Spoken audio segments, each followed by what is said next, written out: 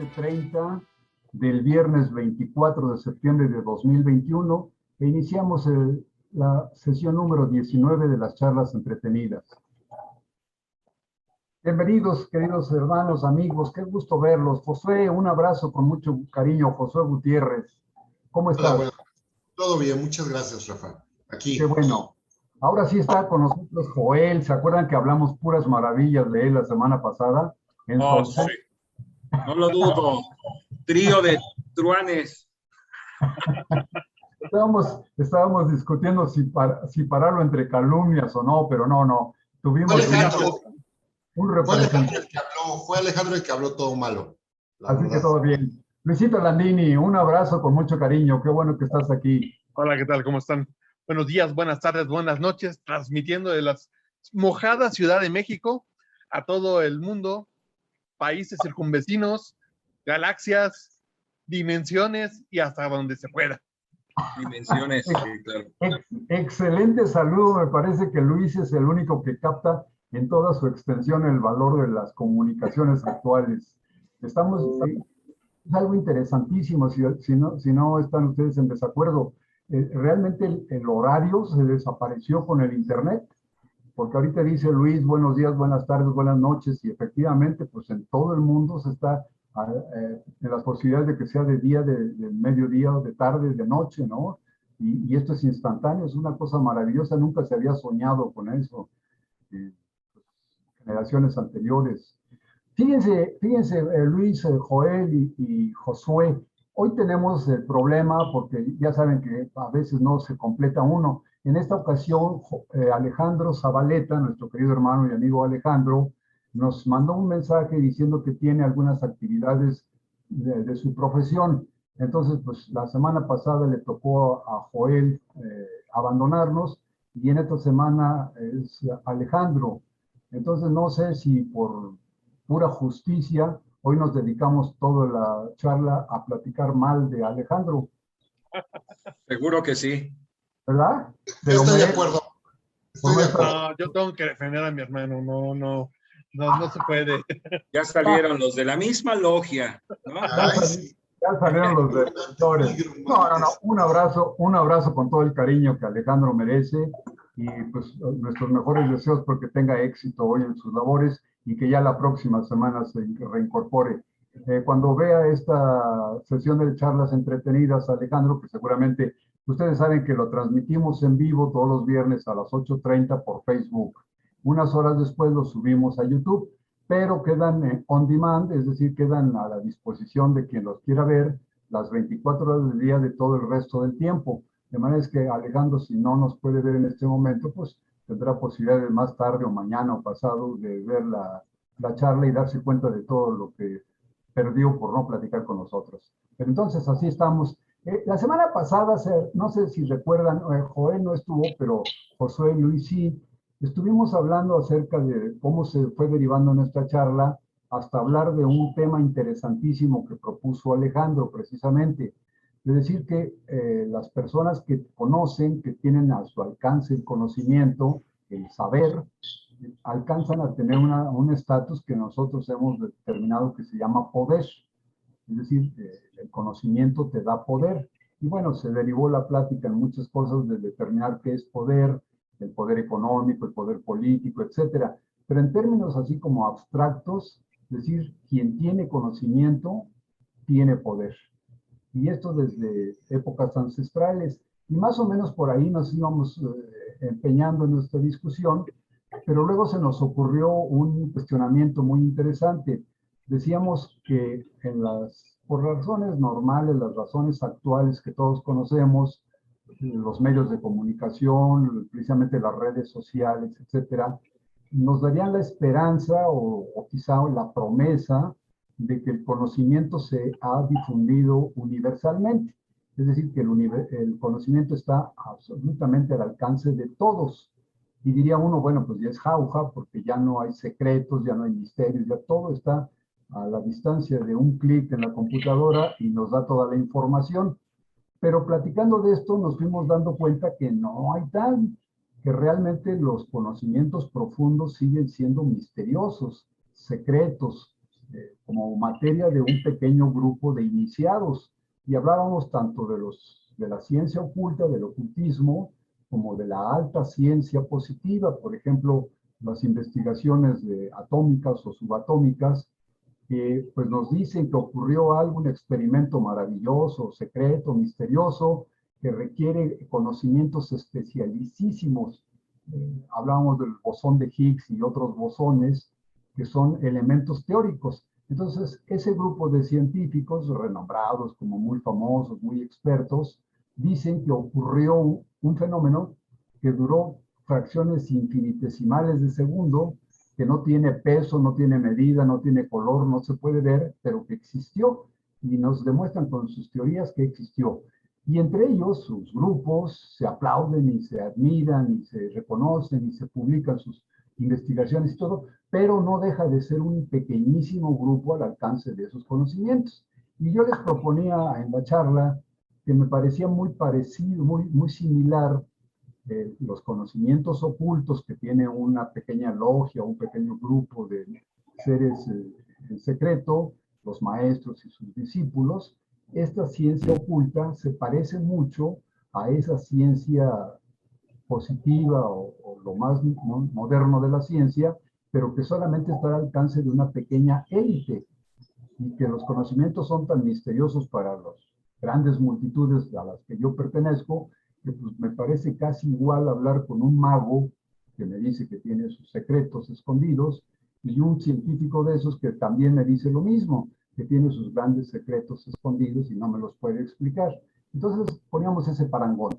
Y luego, pues recordando esta charla, decíamos también que esto nos lleva a una especie como de banalización o quizá vaciamiento del conocimiento. En las redes sociales hay millones y millones y millones de comunicaciones entre unas y otras personas, ya casi que me recuerda como el cerebro humano, lleno de conexiones electrónicas por dentro, eléctricas, pero pues que difícilmente podemos identificar.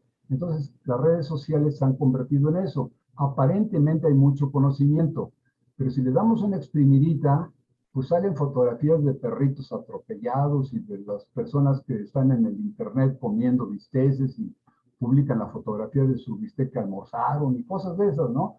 Pero no hay mucho conocimiento realmente útil. Desde luego, seguramente hay grupos especiales que sí mantienen esas líneas. Y yo proponía la pregunta de si ustedes creen que la masonería podría ser, si no el antígeno, sí por lo menos el antídoto contra esa banalización, ese acorrientamiento del conocimiento. Y por ahí nos quedamos porque se nos acabó el tiempo. Entonces hago esta pequeña síntesis como para volver a entrar en materia. Joel, que no estuvo, no sé si tengas alguna opinión, pero si no, Josué y Luisito pues sí estuvieron inmersos en esta charla. Más o menos recuerdo que por ahí nos quedamos. Wow, es increíble cómo podemos poder empezar a entender esta parte del conocimiento. Y yo quisiera hacer una pequeña acotación. Muy diferente es el conocimiento y otra cosa es la información. Sí, hay exacerbada información en Internet que puede acercarte de alguna manera al conocimiento, pero lo que hay es información. El conocimiento realmente es un proceso del individuo que con la información lo lleva a cabo, lo exacerba, lo pule y le saca mucho, o saca jugo, o saca alguna ventaja, saca algo, ¿no? Pero yo creo que es importante decir que sí, hay mucha información, que no conocimiento en Internet, mucha información. Ahora, si decimos que el conocimiento está o debe ser, pues de alguna manera, pregonado, hacer que la gente se acerque a él, que empiece ese conocimiento a generar frutos positivos para la sociedad, para el medio en donde se desarrolla. Sí, la masonería debe ser un aliciente de empezar a conjuntar y aglutinar esos conocimientos de todas las personas que puedan adherirse a las logias y a partir de esa unión de conocimientos poder generar verdaderas obras públicas, políticas sociales, políticas públicas, propuestas de aprendizaje e incluso demostrar el conocimiento que todos los días se genera en las logias, ¿no? Que todos los días se trabaja en los talleres. Yo digo que la masonería indudablemente debe ser un artífice, un organizador de este conocimiento hacia la sociedad, por su forma de aglutinar a hombres de conocimiento, a hombres que no solo tienen información, sino que con esa información han elaborado un proceso de conocimiento plausible que pueda dar y aportar a la sociedad en donde cohabita.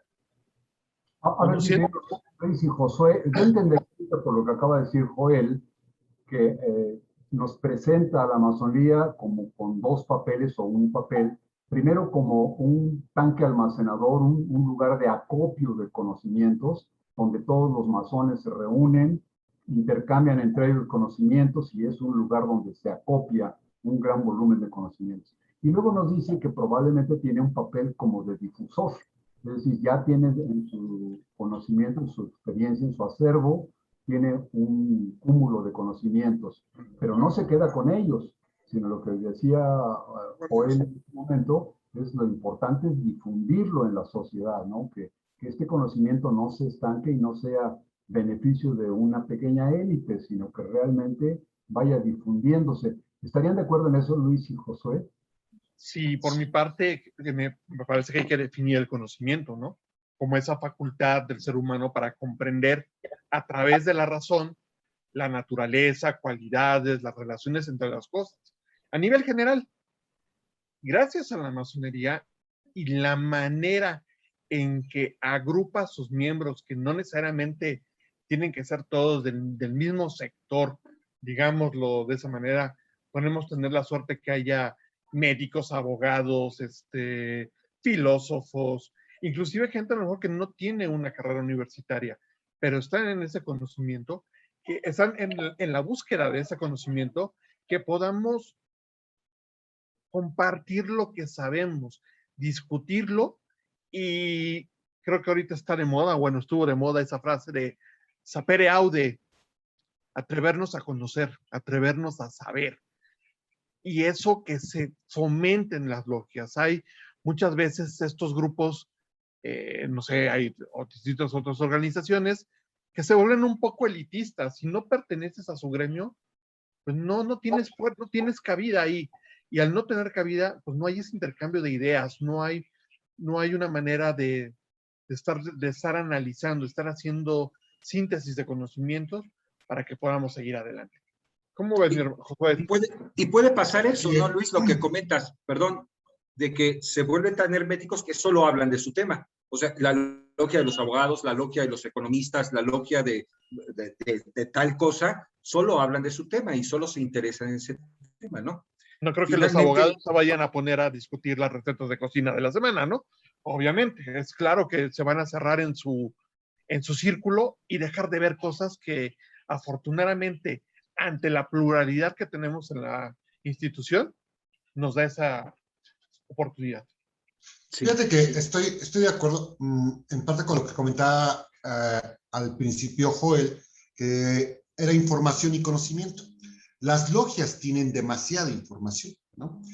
Que agrupamos y que generamos para crear conocimiento.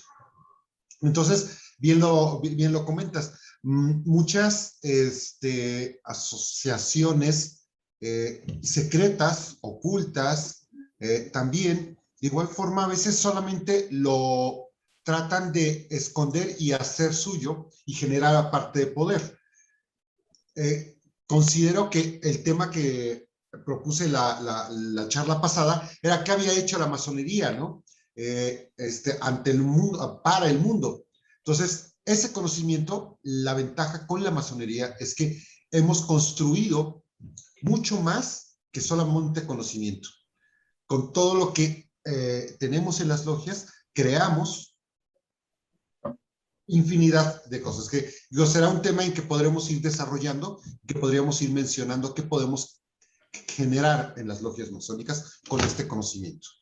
Oye, yo quiero comentar algo que me hubiese gustado comentar la semana pasada. Yo vi la charla a desfase, a destiempo, este, pero hay algo que me hubiese gustado comentar, y es que el conocimiento en unas personas genera cierto poder o cierta información, cierto control de conocimiento, pero yo creo que es más el control de información, ¿no? Para que no se pueda tener acceso al proceso de razonar esa información y generar ya un proceso bastante amplio. Pero hay algo bien interesante. En economía hay estudios donde se dice que los niños o las personas no pueden tener acceso a una educación o a captar el conocimiento totalmente cuando tienen hambre, cuando están cansados, cuando tienen sueño, cuando carecen de condiciones estructurales que aunque se les ponga la escuela ahí y se les ponga el mejor internet y se les ponga, si las condiciones estructurales de la persona, aún teniendo la información a la mano, no son suficientes, no puede producir el mismo nivel de razonamiento que pudiera poner alguien que está bien alimentado, que tiene tiempo libre, que tiene cosas así, ¿no? Y esto me resulta bien interesante porque los griegos decían, pensar, filosofar, hacer filosofía, solo se pudo hacer cuando se tenía tiempo libre. ¿Y cuando se tenía tiempo libre? Pues cuando la guerra estaba ganada, cuando había riqueza, cuando no había hambre. Entonces se podía tener tiempo para el ocio y el ocio te permitía pensar y generar conocimiento, ¿no? Entonces, eso es algo bien interesante. Hay niños en este país donde por hambre, por desnutrición, por condiciones estructurales, apenas si cachan el 60% de lo que se enseña en el salón de clases. Es grave. Aunque esté la información, el conocimiento no se genera. Y es razón no solo de controlar la información, sino de las condiciones estructurales que imperan en las sociedades y que son precisamente subvencionadas, aquilatadas o propuestas por clases dominantes, ¿no? Pero aquí me surge una idea, y con perdón de los griegos, mis respetos a don Aristóteles y a todos ellos, mis respetos al licenciado Homero y al licenciado Sócrates y a todos ellos, mis respetos porque pues, tienen un prestigio y una fama extraordinaria. Pero si estuviéramos esperando a tener las condiciones de riqueza, de bonanza, de buena vida y de tiempo para el ocio, la verdad no creo que ahí tuviéramos posibilidades de aprender. Lo que la sociedad nos enseña es que la gente que tiene mejores condiciones como para el ocio se dedica al ocio y que como que la investigación, la reflexión profunda y todo, no tiene una relación directa, yo diría, hasta mi limitada observación, no hay una relación directa entre la bonanza económica y la acumulación de conocimientos. La semana pasada hasta me atreví a decir una barrabasada, pero bueno, la dije, que me parece que la gran mayoría, con muy contadas excepciones, de la gente muy poderosa económicamente son burros con dinero. Es decir, saben acumular dinero, pero de conocimientos reales no mucho. Y esto lo vemos inclusive en los magnates de la televisión y todo esto, que pues la verdad, así como que pudiéramos decir que son gente preparada, no tanto. Los políticos muy renombrados, por ejemplo, si ustedes escuchan sus discursos, pues llenos de muletillas, de faltas de sintaxis, de muchos errores, de mucha dificultad para concentrarse en un tema, etcétera, etcétera, ¿no? Ahora, son hábiles en, por ejemplo, esquivar las preguntas de los periodistas, y estos sí son hábiles, pero para sostener una discusión con argumentos, no mucho, ¿no? Bueno, esta sería una crítica. Pero la otra que decía yo, la otra cosa que me inquieta mucho, es que así como hablamos de los masones que saben mucho y que son muy conocidos, ¿no les parece que resulta un poquito atemorizante acercarse a la masonería? Como que yo diría, si voy a entrar a un grupo de masones, pues ni siquiera les voy a entender de qué están hablando, porque son unos cerebros ahí privilegiados, con conocimientos enormes, y pues yo no tengo mucha experiencia en esto, en la discusión, todo. ¿No resulta atemorizante hablar de la masonería así como de un grupo selecto de sabios? Es el método, no es la gente. Es el método de la masonería que usa precisamente para tener acceso al conocimiento. Y ese método es extraordinario y es preciso, es puntual y tiene metodología y tiene 33 grados o 9 grados y se desarrolla en ese sentido, ¿no? En el autodescubrimiento y en el descubrimiento simbólico de las cosas que vamos entendiendo y viendo en cada uno de los grados. Y eso parece increíble. Entonces, la masonería desarrolla al masón, al iniciado, para poder ir teniendo acceso al conocimiento, ¿no? Luis, perdón. Digamos que le pone las herramientas, le pone el método, pero no limita la voluntad de cada uno de decir, voy por acá, le sigo por acá, o a lo mejor me interesa un poquito más esto y quiero ahondar más en un tema social o en un tema político o en un tema, no sé, místico, de los que hemos estado platicando en las semanas anteriores, ¿no? Sí, no se trata de esa, y ojalá me vieran como sabio, ¿verdad? Pero no, a lo mejor hay muchos de mis hermanos que tienen una excelente manera de hablar, de utilizar el diccionario, conocer términos, palabras, que cosa que en mi estilo yo no lo hago. Y no lo hago con toda intención, porque es como mi manera de seguir aplicando un estilo propio más, no por decir la palabra, si sea correcto decir sencillo, pero más directo para dar un mensaje, ¿no? O hasta, como me han dicho algunas veces, más lúdico. Entonces, están los medios, está ahí, y ojalá que se salgan sabios, pero un sabio sin aplicación, sin resultados, pues de qué sirve de que lo tengamos, ¿no? No estamos buscando un nuevo Aristóteles, un nuevo Platón, estamos buscando resultados que apliquen en nuestra sociedad y tengamos el desarrollo de las personas, ¿no?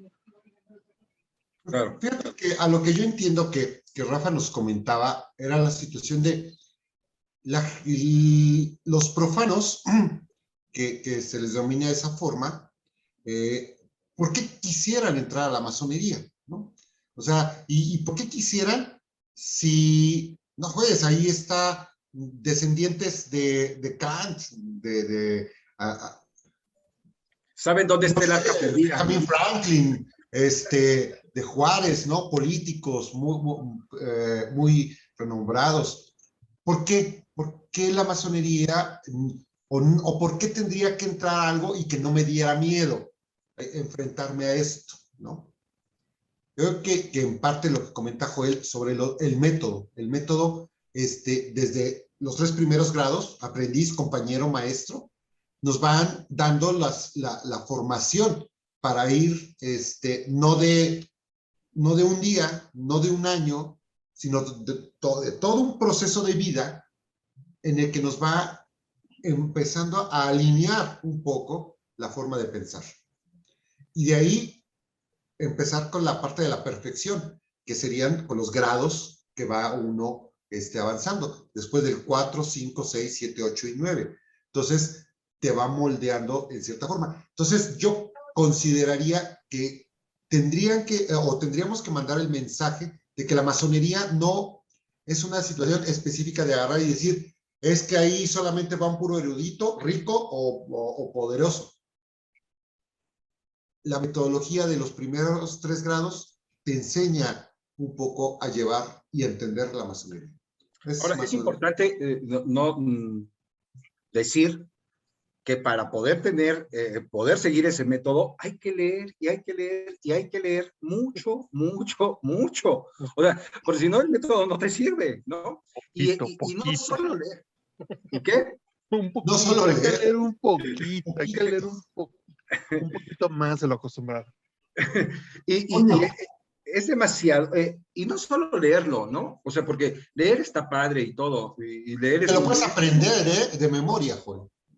Claro, pero a ver, ¿qué vas a leer? ¿Cómo lo vas a leer? ¿Qué tienes que sintetizar? ¿Qué tienes que entender? Porque el masón no nada más devora libros, el masón tiene que crear una opinión, que crear una síntesis, crear dialéctica, y para eso sirven los talleres.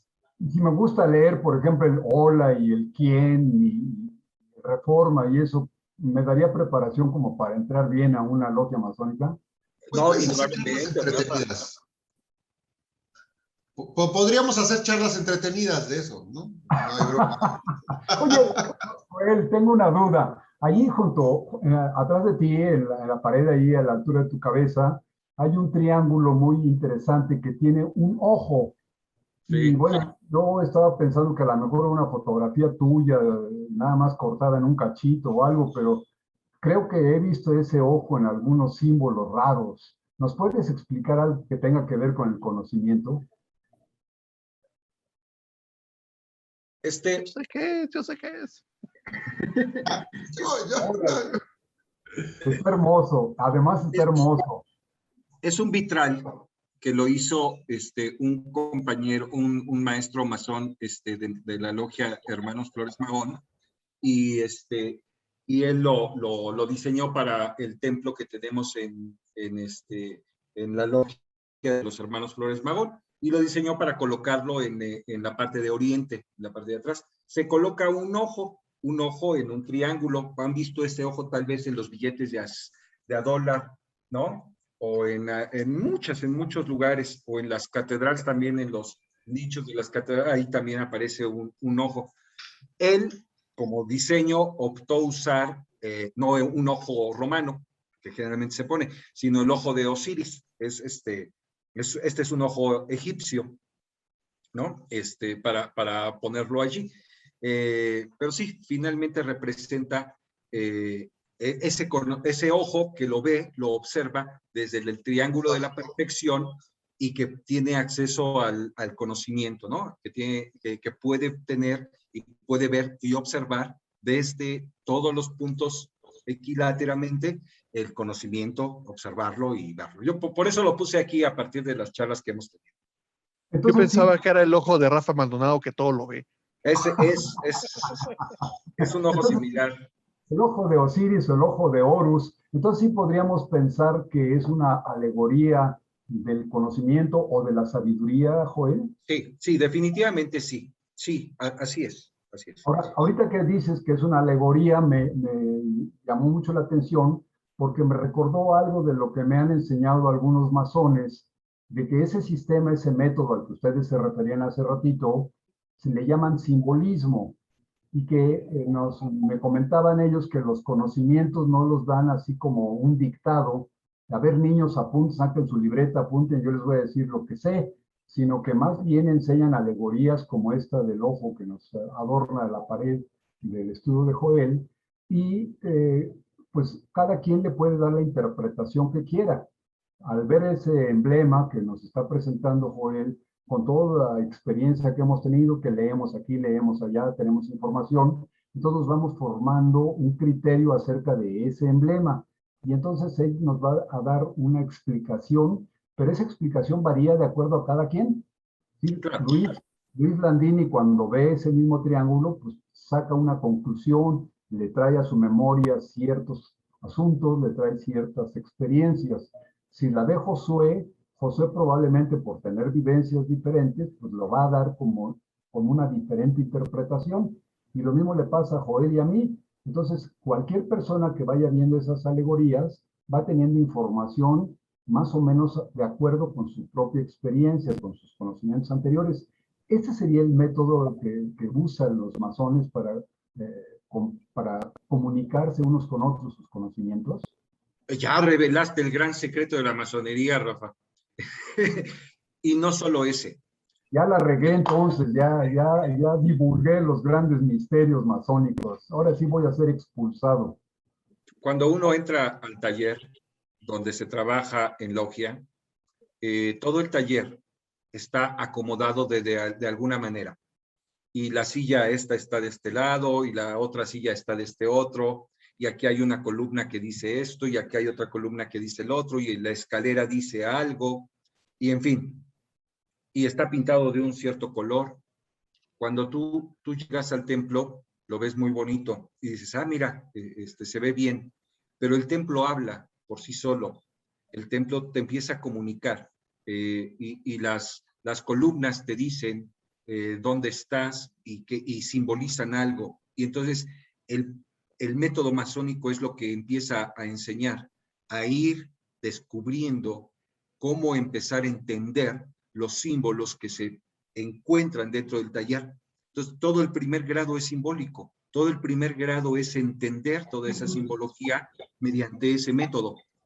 Y es increíble cómo cuando ese iniciado sale del taller, empieza a ver o a aplicar ese mismo método cuando ve una construcción, cuando ve el cielo, cuando ve la bóveda celeste, cuando ve la luna, cuando ve el sol, cuando ve su tierra, empieza a entender cómo los símbolos que encontró en su taller se reflejan en el universo. Y eso Fíjate, es Joel, está comentando Adolfo Galindo que me llamó la atención en los comentarios de las charlas, de la transmisión, que es un método masónico. Podríamos, y podría ampliar la pregunta a nosotros cuatro, ¿no? ¿Existe un método masónico? O sea, un método científico, un método dialéctico, o sea, ¿hay un método masónico? Sí. Oye, Josué, qué bueno que haces esa pregunta y a propósito de Adolfo Galindo. No sé si recuerden la semana pasada, ya casi al final de nuestra charla, recordábamos un mensaje que nos mandó Adolfo Galindo, a quien le mandamos un abrazo con mucho cariño y mucha gratitud. Nos sugería que la masonería es lo que él dijo textualmente, es un camaleón inteligente. Y eso me llamó mucho la atención porque pues, el camaleón, como por sus características fisiológicas, es un animal que se adapta al medio que le rodea y cambia de color y se pierde en el medio, ¿no? Entonces, si un camaleón anda entre piedras, pues de pronto lo dejas de ver porque se disfraza como de piedras. Y si lo hace entre arena o entre hierba, igual va cambiando sus tonalidades. Entonces, cuando Adolfo Galindo nos proponía que la masonería es un camaleón inteligente o un camaleón con sabiduría, me recordó eso. ¿Ustedes creen que sea propio aceptar esa opinión de Adolfo, como que la masonería entonces se va adaptando al medio en el que está? Por lo que ustedes decían, si por ejemplo entra alguien muy conocedor de algo, pues se va a encontrar en un medio que está a su altura. Pero si entramos algunos que no sabemos mucho, pues tampoco nos vamos a sentir, digamos, incómodos o apabullados por la sabiduría de los demás, sino que yo diría que es como si fuera un gimnasio en el que puedo entrar desde por inicial, sin ninguna experiencia, y me comienzan a hacer primero ejercicios de calentamiento y demás, me van dando las rutinas, pero si yo sigo desarrollándome con el sistema de ese gimnasio, puedo llegar a ser campeón de algo, pero no necesariamente debo entrar ya como campeón, sino que entro como principiante, allí me dan las herramientas, los equipos, los conocimientos, la dirección necesaria y me voy desarrollando a mi propio ritmo. A lo mejor nunca voy a ser campeón, pero a lo mejor tengo grandes capacidades, grandes facultades y soy un supercampeón en algún deporte. ¿Ustedes creen que la masonería podría considerarse algo similar a eso? Yo creo que lo interesante que tenemos es que si quieres esconder algo a esconder algo eficazmente, hay que ocultarlo a plena luz del día, sin darle mucho aspaviento. Y es interesante que digamos que tenemos un método. Al ser un camaleón inteligente, ahí sí, a lo mejor hasta discrepo un poquito. No es que, yo creo que sí estamos sufriendo una transformación por la época, por lo que está pasando. Esta pandemia que vino nos ha empujado a buscar nuevos métodos de estudiar, de aprender, de estar en comunicación con la gente, que si no nos adaptamos a ellos, vamos a desaparecer. Eso es un hecho. Si hubo un tema de restricción de que no podíamos acercarnos a nadie o no podías salir de tu domicilio, pues han buscado esas maneras de estar, seguir en contacto y seguir estudiando y seguir teniendo eso que es valioso, la comunicación que estábamos. Y es un ejemplo como el que tenemos ahorita, ¿no? 4 personas en distintos puntos de la ciudad, unidos a través de una transmisión digital, que se reúnen para platicar y tratar de pues, llegar a un punto. Y sería prudente poner sobre la mesa de manera discreta cuál es el objetivo de la masonería, qué es lo que buscamos, qué es lo que queremos. Yo lo puedo poner muy fácil y sencillo. Ya Solo nos ser, cayó Joel, es que, ¿eh? Dominar es que el trae mundo, dominar el mundo, Luis. Un nuevo orden mundial, Luis. un nuevo orden mundial, ¿no? Ahí Por estamos eso, haciendo el símbolo y ¿se luego acuerdan así que Illuminati y todo eso. alguna Y vez me no, recordé con esas pláticas, con este tema, alguna vez me acordé de la caricatura esa del ratoncito de Pinky y Cerebro. Entonces, como se reunían así a dominar el mundo. Y justo lo que nos sugería Alejandro Zabaleta respecto a que el conocimiento genera poder. Y entonces, bueno, conforme hemos ido charlando en ese sentido, si dentro de las logias masónicas se adquieren muchos conocimientos de todos los órdenes y de todos los terrenos de la ciencia, entonces podríamos decir que sí se acumula mucho poder. Y ahí vendría mi pregunta, ¿realmente la masonería o los masones tienen mucho poder, han tenido mucho poder, han ejercido ese poder en la sociedad de alguna época de la historia? Y aquí le mando un saludo con mucho cariño a Guillermo Sopeña. Estamos más o menos a la mitad de nuestra charla y acuérdense que empezamos todos los viernes a las 8:30 y procuramos terminar más o menos a las 9:30. Pero a estas alturas ya tenemos muchos mensajes de nuestros amigos. Guillermo Sopeña, ya de Ciudad Juárez, nos mandó un saludo. Jair Jiménez Aguilar también, y pues le regresamos el saludo con mucho cariño. Leticia García, Leti, muchas gracias por acompañarnos. Hank Scorpio además aplaude la elocuencia del hermano Joel Gutiérrez. Ya tienes un admirador, Joel, allí con Hank Scorpio. O sea que No me digas, Hank, ¿cómo crees? tu elocuencia va conquistando a multitudes. También nos habló otra vez Adolfo Galindo. Josué le repetía o le pedía que nos repitiera la pregunta o que nos aclarara mejor su pregunta. Y nuestra queridísima amiga Celia Alcaraz, que Celia Alcaraz también es una chica que tiene un gran cariño por las mascotas y eso, y nos acompaña. Le mandamos un abrazo con todo el respeto y cariño que ella merece. Pero entonces, ¿cómo estamos? ¿Realmente ustedes creen que la masonería o los masones, que creo que son dos ámbitos diferentes, adquieren mucho poder y lo ejercen, han influido de alguna manera en el mundo con ese poder que se les ha dado, o simplemente lo acumulan y lo guardan en sus trasteros viejos? No se amontone, no se amontone. Adelante, Luis, es que me quedé pensando, ¿será de verdad estaremos atesorando conocimientos ahí y no los sacamos? ¿O de verdad queremos dominar el mundo? ¿De verdad los masones tienen un conocimiento que no conoce nadie o del que no tiene nadie? ¿Sabemos dónde está el Arca de la Alianza, el cáliz sagrado y las astillas de la última cruz de Cristo? No sé, se especulan mucho esas cosas, ¿no? A lo Dan Brown. Por eso preguntaba, si podemos plantear, ¿cuál es el objetivo de la masonería? Yo creo que eso ayudaría mucho para saber qué es ese poder que tenemos. Porque nos podemos ir históricamente a decir, sí, hay un ejemplo muy claro del poder de la masonería. Sí, yo no puedo entender la independencia de México sin la influencia de la masonería. Van de la mano. En lo que conozco, ¿no? En lo poco que conozco, ¿no? Mi hermano Joel conoce mucho más del tema, o sea, más, lo lleva más analizado. A ver, Sí miren, hay ahí, poder, ¿sí? déjenme comunicarles un comentario de nuestro amigo Hank Scorpio. Dice, Joel Gutiérrez describió con precisión algo que me impresionó. En mi paráfrasis, el crecimiento del conocimiento depende en gran medida del desarrollo individual, a pesar de la estructura donde se desarrolla. Esto lo dice él a modo de respuesta a Rafael Maldonado sobre los burros con cascos de plata. Oigan, ya hasta la compuso Hank Scorpio, burros con cascos de plata. A pesar del estatus, la disciplina es la prioridad. Y agrega, después incorpora parte de nuestro discurso, pero luego dice, luego el hermano Josué Gutiérrez complementó explicando cómo el método es la herramienta para crear el conocimiento.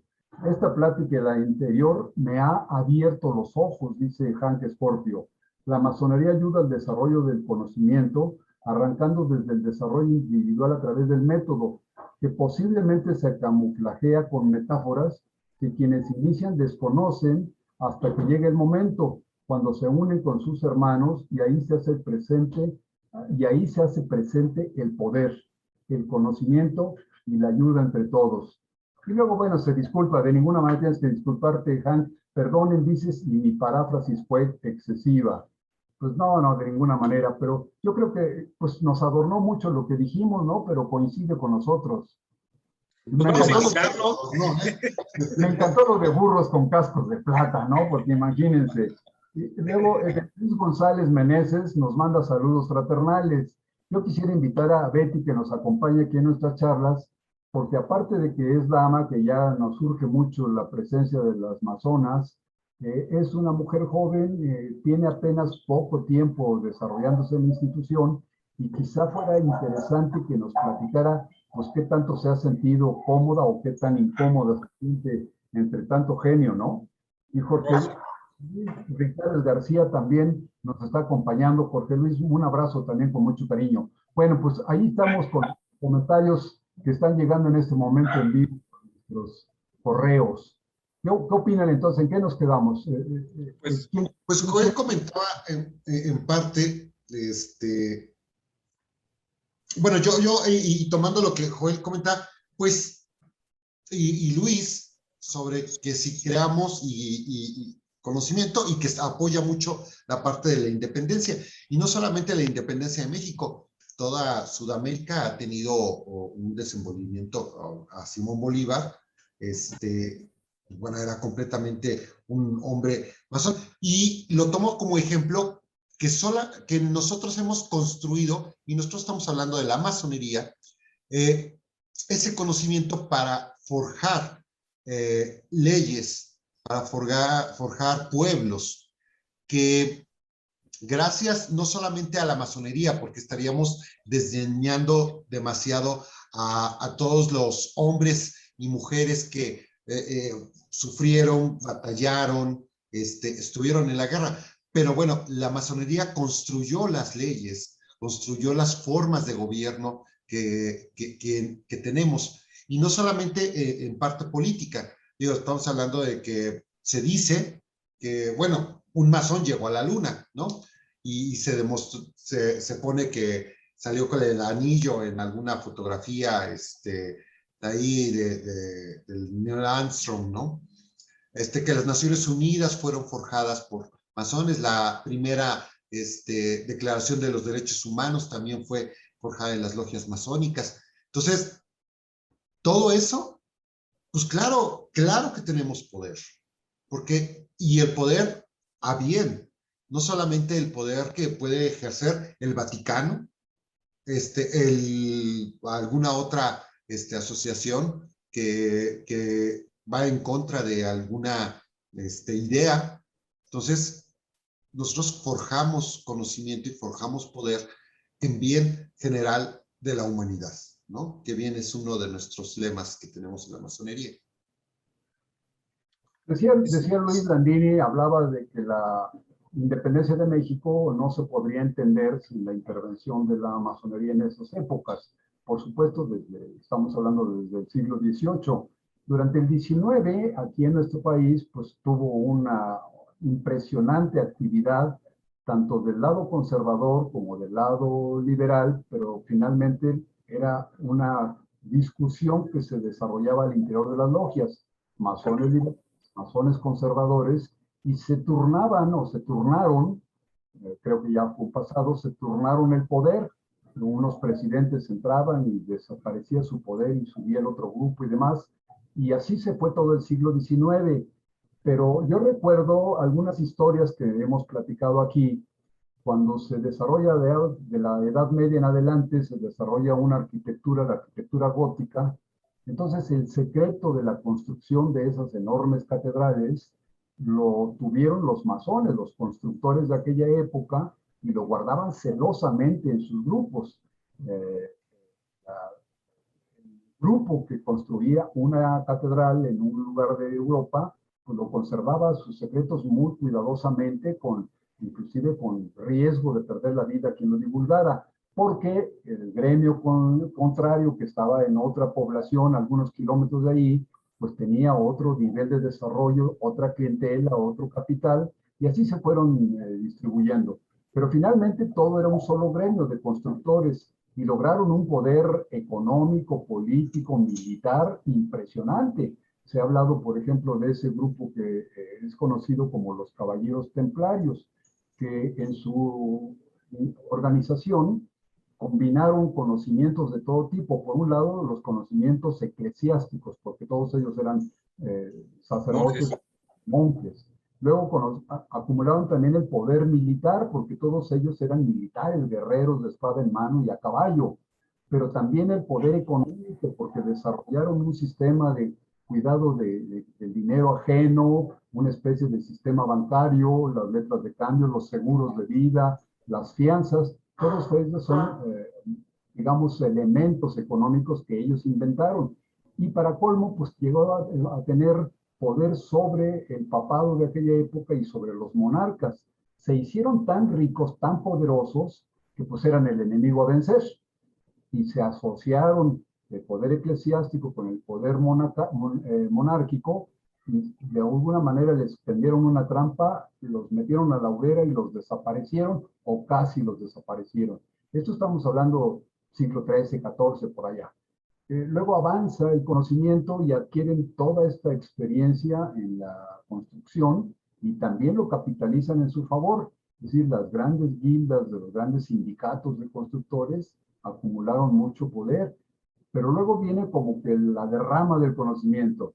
La Revolución Francesa con la enciclopedia, con los grandes conocimientos, se populariza el conocimiento, se multiplican las cadenas de difusión y como que pierden un poquito de impulso, pero se dedican a la parte política y aquí llegamos al 19 y pues en todo el mundo se generan las luchas, inclusive contra el nazismo o a favor del nazismo, contra el fascismo o a favor del fascismo, y así vamos. Hay monarcas como, ¿se acuerdan ustedes? El general Franco en España, que prohíbe bajo pena de muerte la masonería, y entonces la masonería tiene que esconderse. Estamos hablando de ya prácticamente, estamos hablando ya del siglo XX, ¿no? Y entonces se tienen que esconder en este sentido. Y lo mismo pasa durante el nazismo. Hay una gran preocupación por las sociedades secretas como es la masonería, y hay combate frontal contra estas instituciones. Sin embargo, aquí es donde yo utilizaría la figura que nos propuso Galindo, de decir que como que es un camaleón inteligente, o sea, de alguna manera se diluye su imagen, pero sigue trabajando al interior de sus logias. Entonces, este conocimiento del que ustedes hablaban se sigue produciendo, se sigue discutiendo y sigue aflorando y en provecho de estos grupos. Pero obviamente, pues, cuando hay épocas de persecución, pues se tienen que ocultar, ¿no? No lo pueden sacar a la luz. Y luego surge y se inventa, en la parte política, se inventa una figura muy especial que fueron los partidos políticos, que digamos, dijeron es una manera de arropar. Un partido es liberal, otro partido es conservador, pero perfectamente identificados. Así como en el fútbol, los calzones azules contra los calzones rojos, ¿no? Entonces dijeron, unos son liberales y otros conservadores, y así van a pelearse por el poder. Y más o menos lograron esto durante, no sé, 70, 80 años. Pero finalmente ese sistema, en mi opinión, muy discutible, en mi opinión ese método de los partidos se agotó.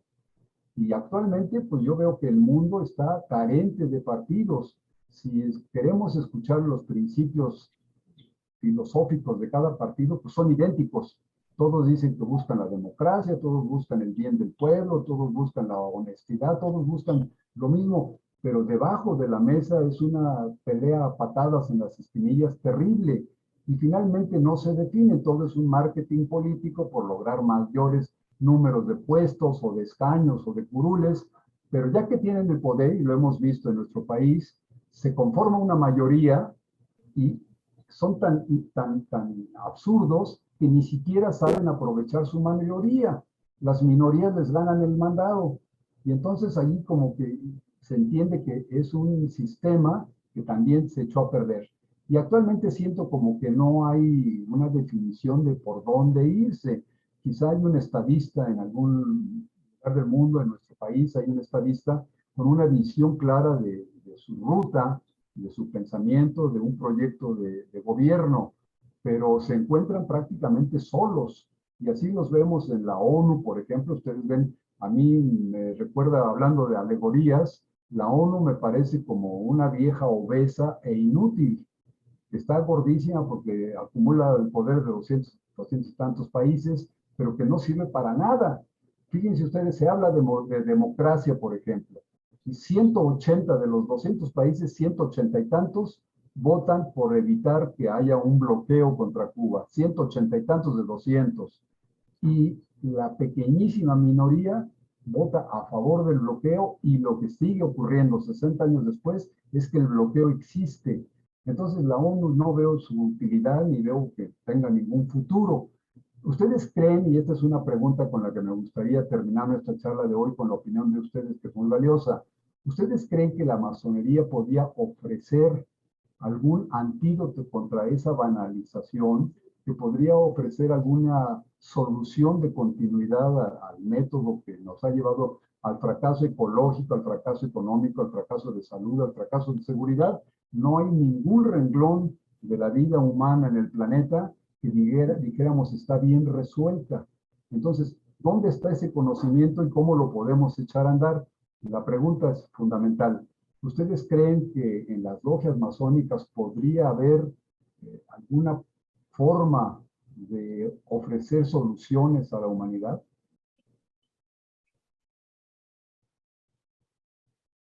Es el objetivo de la masonería ofrecer soluciones plausibles que permitan el desarrollo de la humanidad, el progreso de la humanidad y el triunfo de la verdad. Es innegable que la masonería tiene que buscar y hacer eco para hacerlo, ¿no? ¿Cómo lo hace? Eso es algo bien importante. ¿Cómo lo hace? Yo lo he dicho mucho, mediante la aglutinación de personas interesadas, porque es importante, las personas que quieran iniciarse no van a venir aquí a descubrir el cáliz sagrado o algo así, ni los grandes secretos de la cábala. Van a venir aquí a entender su posición en la sociedad, su posición en un ambiente nacional, mundial, si queremos tocarlo así, para poder entender, aprender y generar un conocimiento que permita generar realmente políticas públicas. Yo lo he dicho siempre, y no solo en este programa. Yo tengo la idea de que tal vez este sea el primer programa de alguien, ¿no? Entonces, vuelvo a decir lo mismo que dije desde el primer programa. La masonería está para hacer políticas públicas. La masonería está para proponerlas. La masonería debe participar más activamente en los sectores públicos y desarrollar ideas públicas que puedan realmente pues incidir en el desarrollo de las sociedades. Eso es innegable. Para eso tiene el método, para eso tiene el método y el taller. Porque ¿qué se hace en el taller? En el taller van todas estas mentes que quieren eso. Todas esas mentes que están dispuestas a estudiar, van esas mentes que están dispuestas a leer, a opinar y a poner un punto de vista en la mesa. Y entonces, entre el punto de vista de Luis y en el de Rafael y en el de Josué y en el de todos nuestros hermanos, cuando colocan ese punto en la mesa, podemos generar realmente la dialéctica social que tanta falta nos hace en esta sociedad. Entendernos como individuos, como personas, y poder generar una idea que permita el bienestar social. Yo creo que es innegable y yo creo que eso debemos hacerlo. Debe ser nuestra razón de ser como logia masónica. Me encanta esa posibilidad. Nuestro amigo Jair Jiménez, cuando estábamos hablando de que los templarios y de que se une el poder monárquico con el poder eclesial y los destruyen, él personalizó quiénes fueron los culpables de la desaparición o de los juicios y condenas contra los templarios. Habla de Felipe el Hermoso y el Papa Clemente, y efectivamente fueron los que en aquella época les tendieron una trampa a los templarios, diciéndoles, acusándoles de muchas herejías y de muchas cosas, y finalmente los hicieron caer en la hoguera. Pero entonces aquí habría lo que dice Josué, sería como que sí hay una salida, como que sí hay una forma de utilizar el poder que se genera en las logias en favor de la sociedad, no de un pequeño grupo ni de un individuo, sino en favor de la sociedad en su conjunto. Estoy de acuerdo. Mira, creo que no se ha usado, lamentablemente, y se ha tenido, y lo han tenido, y no solamente en nuestro país, en México, en Estados Unidos, la masonería es una de las prominentes de mucho poder, ¿no? Pero es más, hace algunos años, hace varios años, y no estoy hablando de décadas, hay ciertas logias que no quiero mencionar su nombre, que se encuentran allá por la de San Rafael, que pertenecían y tenían demasiados miembros en las políticas, ¿no? Y eran masones. Y se dicen, y algunos eran diputados, y algunos eran asesores, y algunos eran empresarios. Pero entonces, ¿qué hicieron? O sea, la masonería ya tiene su propio método, ya les enseñan, ya ha hecho. Creo, considero, no creo, estoy seguro de que nosotros, y podríamos empezar con nosotros 4, empezar a cambiar y hacer, y te la voy a robar, Rafa, hacer una masonería reactiva, ¿no? Realmente activar a la masonería desde otro punto de vista, porque lo que se ha hecho no ha servido bien, porque bien lo comentas tú, Rafa, dices, ¿cómo podemos cambiar la parte de las estructuras de la ecología en las Naciones Unidas, ser más demócratas, quitar la pobreza? Pues ha habido muchísimos masones en el poder anteriormente, y estoy hablando de pocos años, ahorita mismo, pero bueno, ¿qué han hecho realmente, no? Y si se han hecho, pues bueno, gracias a eso nos hemos estado manteniendo, ¿no? Pero entonces, ¿qué tendríamos que realmente cambiar dentro de la masonería para... Extraordinaria pregunta, José. Extraordinaria. Luisito, ya a manera casi ya de despedirnos, ¿qué te sugiere este comentario de Josué? Entre el comentario de mi hermano Joel y mi hermano Josué, hay un punto muy importante. Sí, claro, es necesario que apuntemos, digamos que la brújula, también a influir en la sociedad. Pero el principal poder que tenemos es influir en nosotros mismos. Ese poder de cambiarnos. Ese poder de... Y voy a citar a Hemingway. No hay nada noble en ser superior a los demás. La verdadera nobleza consiste en ser superior a tu yo anterior. Y ese es el objetivo de la masonería. Día con día construirnos como una mejor persona. Pues eso es una idea muy buena. ¿Qué les parece? Estamos a punto ya de terminar, estamos llegando a las 9:30 de la noche y todos los viernes a las 8:30 en punto empezamos nuestras charlas entretenidas. Las transmitimos en vivo por Facebook, después unas horas después las subimos a YouTube y ahí permanecen. Pero hoy por hoy ya estamos a punto de terminar. ¿Qué les parece si nos quedamos con estos últimos comentarios? Y con eso iniciamos la próxima semana, porque ya nos estamos alargando sobre el tema del conocimiento y a lo mejor lo agotamos, dependiendo de los comentarios que nos hagan en estos días nuestros internautas que nos acompañan, pues seguiremos o no seguiremos con este tema. Pero ¿les parece que dejemos más o menos en el aire las preguntas de Josué, el comentario de Luis en el sentido de pues, el progreso individual y demás? Y pues tus palabras, Joel, que me parecieron muy acertadas en este sentido. Estamos a punto de terminar. ¿Quieren agregar algo? Yo agradecer mucho la oportunidad de reencuentro con ustedes. La verdad es que si algo quisiera comentar a todos los que nos escuchan, los que tienen la oportunidad de vernos, es que si les parece interesante, si algo de esto es valioso para ustedes, pónganlo en duda, no nos crean, vuélvanlo a investigar, léanlo 1000 veces y razónenlo otras tantas.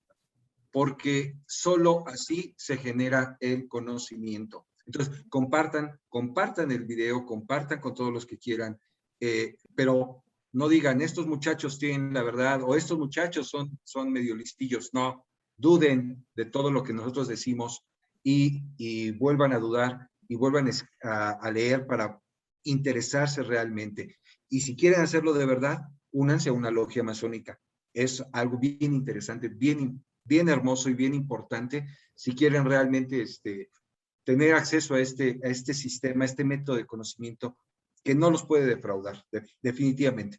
Es cuanto, mi querido Joel, maestro. te mando mi abrazo con todo el cariño, mi gratitud. Qué bueno que ya estás otra vez con nosotros. Qué bueno que tus labores profanas van mejorando y te van dejando un poquito más tiempo.